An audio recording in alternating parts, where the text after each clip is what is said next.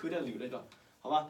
好，OK. Before I start my speech, this is my audience, and I would like to tell you something about Tiger Woods. You may say, I know who he is. One of the most successful golfers. Yes, we all know that he is a successful golfer. But what you might not know is that Tiger Woods had something problems at childhood, but he overcome it through hard work and practice. He admits doing everything possible to conquer his speech discovery, including talking his dog until he would fall asleep. I also experience community anxiety sometimes. One reason for me to take this class to overcome this problem. I'm sure some of you share of my feeling. What's more, the public speaking is very common today. Group discussion, project presentation, we need to communicate every day. Understanding communication anxiety for sure will help us better perform our speech. Therefore, I also experienced communication anxiety. Therefore, I did some research on communication anxiety with Whiskey.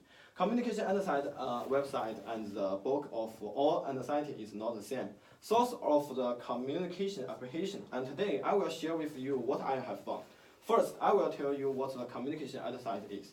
And second, what's the type of the communication anxiety. And the third, how to manage your communication anxiety. Okay, and let's begin in what's the communication anxiety. As defined of Michael Cruz in 1896, communication anxiety is the nervousness or anxiety that is caused by the real or expert act of the communication.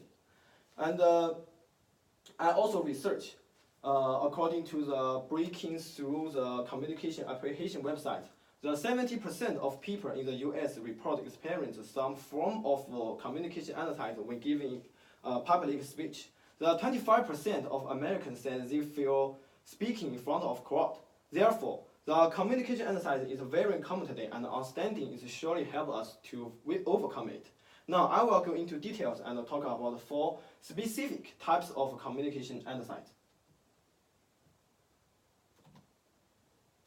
It has 4 types. And the first is tragic anxiety. Some people are just easier to have communication anxiety than others. It is related to your personality and independent of other factors. It doesn't matter whether you are in group of discussion, talking to people at a party, or speaking to your boss. If you have trait anxiety, you may feel uncomfortable in all these settings. The second is audience anxiety. This number is wrong. Audience anxiety describes communication anxiety caused by a specific audience characters, including similarities, sporting status, audience size, and celebrity. We prefer to talk to an audience that we believe share more of our values than one that does not. For example, you can easily talk to an audience of peers in class, but an audience of parents and students on a campus visit could make you nervous because of parents in the audience. The degree of perceived similarity between you and your audience can affect your level and anxiety. Students have shown that sorority status can also increase our fear.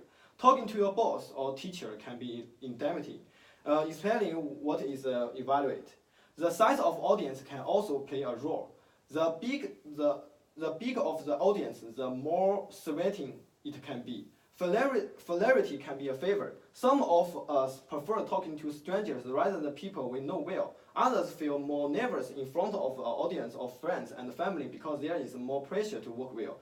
The third one is context anxiety. It prefers to anxiety caused by specific communication capacity, including formality, uncertainty, and lovely. Some people can be perfectly perform while talking in a meeting or in a small group.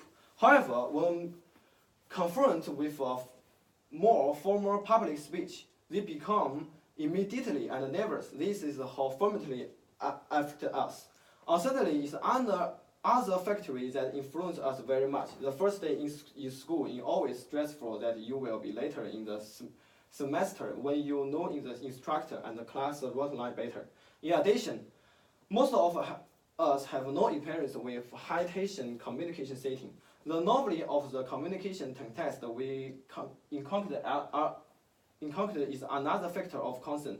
Fear becomes a problem in communication environments that known to US, even for those who usually feel confident in public.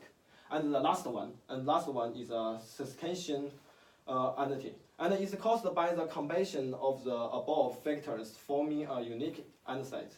Maybe you are experienced in delivering a speech in the class, but today you present come and what's more, you are going to evaluate by your instructor. Suddenly you feel more anxious than ever before.